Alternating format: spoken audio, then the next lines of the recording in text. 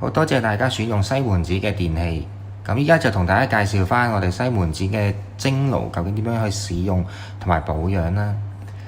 咁我睇一睇佢個外觀先啦，你會見到有實體件啦，另外啲控制面板咧，其實都係一個輕觸式嘅控制面板嚟嘅。咁佢咧打開咗道門之後咧，大家會見到啦，會有4個配件嘅。第一個就係海綿啦，第二個咧就係一個通窿嘅蒸盤，第三個咧就係一個密籠嘅蒸盤，咁第四個咧就係呢個水箱啦。好，咁我哋咧睇一睇裡面咧究竟咧有啲乜嘢功能啊？好，咁呢個咧首先咧我哋佢就係開關掣啦。咁我哋撳翻 menu 咧就會去咗主目錄噶啦。咁咧主目錄咧我哋就可以用呢個擰扭盤咧去控制選擇下一個功能嘅。第一個咧就係用一個純蒸嘅功能啦。咁第二個咧就係一個餐點嘅功能嚟嘅，咁係一個自動轉嘅程式嚟嘅。咁第三個係一個除垢嘅功能嚟嘅，咁除翻啲水垢嘅。咁另外咧第四個咧最尾就係一個設定啦。好，咁我哋睇睇蒸汽裡面咧有啲咩功能俾大家選擇啦。咁我哋撳右鍵嘴就 OK 嘅啦。咁撳右鍵嘴之後咧，第一個蒸汽咧就係咧純蒸嚟嘅。咁咧就係可以嚟蒸魚啊、蒸排骨、蒸雞嗰啲啦。咁啊選擇咗呢個功能之後咧，我哋咧只需要咧撳呢個時間符號，然之後咧俾翻一個時間去假設蒸條魚10分鐘嘅。咁然之後咧，我哋咧呢度 set 咗10分鐘，呢度就會顯示10分鐘噶啦。咁我哋撳個 start 掣，佢就會開始幫你蒸噶啦。好，咁另外啦就係啦，當我撳呢個右鍵嘴嘅時候，你見到呢個100度個底色咧變咗黑色嘅。咁呢個時候咧，其實我可以用呢個擰扭盤去調節個溫度嘅喎。有啲朋友可能中意90度嚟蒸魚，佢覺得滑啲嘅，咁其實亦都可以啦。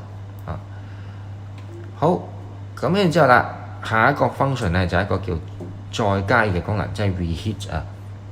咁就將啲咧凍咗嘅飯菜咧，就再整翻熱佢嘅。咁第三個就係麵團發酵功能，就係將嚿麵團可以放入去呢個蒸爐裏面做發酵啦。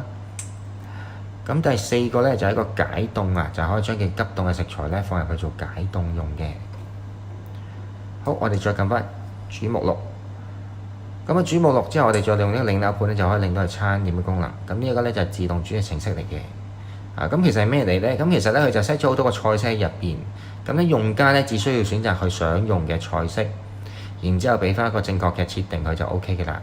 咁佢裡面咧包括有呢個菜啦，有豆啦，有啲係薯仔啦，有米啦，肉類都會有嘅喎，雞肉啦、魚柳啦，甚至乎全魚都有嘅。咁假設啦，你想蒸一條魚嘅 ，OK， 咁只需要選擇呢個 program 之後咧，然之後我哋撳右鍵嘴，將呢個重量轉咗做黑色底色，然之後咧再用呢個擰扭盤輸入翻個正確嘅重量俾佢，咁就 OK 嘅啦。咁咧我哋之後咧最尾就撳呢個 start 掣，咁就開始，咁佢就會自動幫你蒸好條魚噶啦。好，咁跟住之後啦，第三個功能就係一個除垢嘅 function 啦，即係除翻啲水垢啊。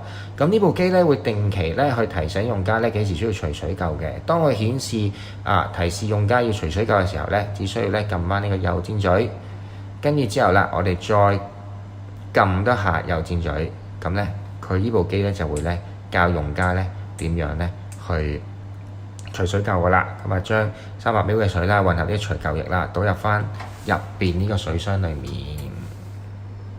然之後咧拆翻埋個水箱啦，之後咧就再撳呢個 start 掣，咁就 OK 噶啦。咁非常之方便易用嘅。好，咁最尾咧就係一個 setting 啦。咁我哋入去睇下可以 set 啲乜嘢啦。可以 set 啲語言啦，可以 set 中文繁體簡體都會有嘅，亦都可以 set 到英文嘅。OK，咁之後咧就再落去就 set 時間、日期、月份、年份，水硬度記得咧要 set 翻0喎。OK， 因為原廠咧佢係有人 set 咗2嘅，咁記得 set 翻0。香港係軟水。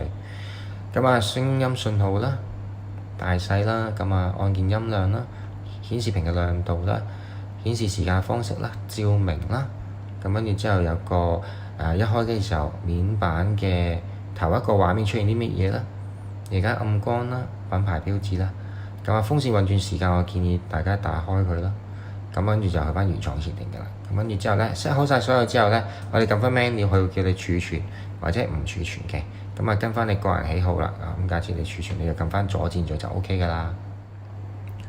好，咁啊最尾都同大家講下點樣去清潔啦。咁啊清潔嘅話咧，其實都好簡單嘅啫。如果假設見到咧個蒸爐裏面可能有啲油脂啊、污漬啊咁樣，其實咧你可以攞啲稀釋咗嘅清潔水，即係水加液態狀嘅洗潔精撈勻佢變咗清潔水啦。然之後咧抹翻乾淨成個不鏽鋼嘅內腔，然之後再用翻乾淨嘅濕毛巾抹翻殘留嘅洗潔精，咁就 OK 噶啦。